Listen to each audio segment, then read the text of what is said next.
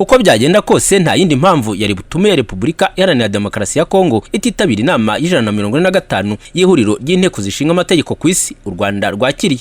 Uretse kuba ari ibihugu bituranye, Congo Kinshasa inayoboye kamwe mu dushami tw'iri huriro rigizwe n'ibihugu 178. Mbere gato y'imyiteguro y'iyi nama hari umusenateri wo muri Kongo uzwi ku mazina ya Francine Muyumba wanditse ku rubuga rwa Twitter avuga ko inteko ishinga amategeko y'igihugu cye itazitabira inama y'iryo huriro kubera ibirego igihugu cye cyakomeje kurega u Rwanda ko rushyigikiye inyeshyamba za M23. Ni ibirego ariko u Rwanda rwakomeje guhakana. Mu kiganiro n'itangazamakuru gitegura iyi nama nabajije perezida wa Sena Dr. Yamuremye Auguste niba inteko ishinga amategeko ya leta ya Kinshasa yaramenyesheje u Rwanda mu buryo buzwi ko itazitabira iyi nama.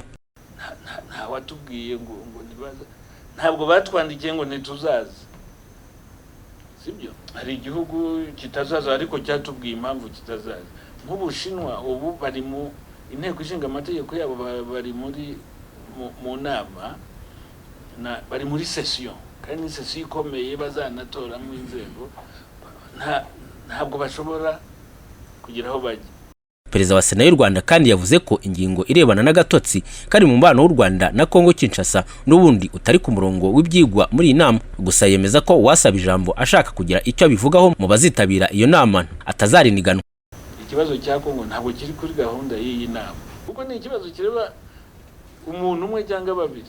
Ntabwo wakoranye isi yose ujye kuvuga ngo murumuna wanjye ngo cyangwa umuturanyi ngo yansatiriye mu isambu yanjye.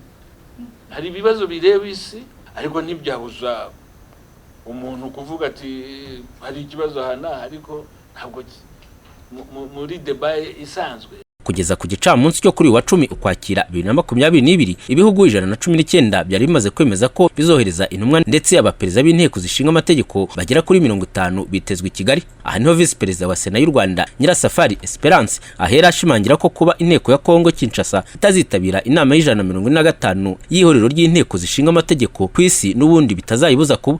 Abantu barenze 200 abaspeaker, abayobozi b'inteko zishinga amategeko 40 murumva kuba DRC itaje ntabwo byabujije ko inama iba. Twakifuje ko baza.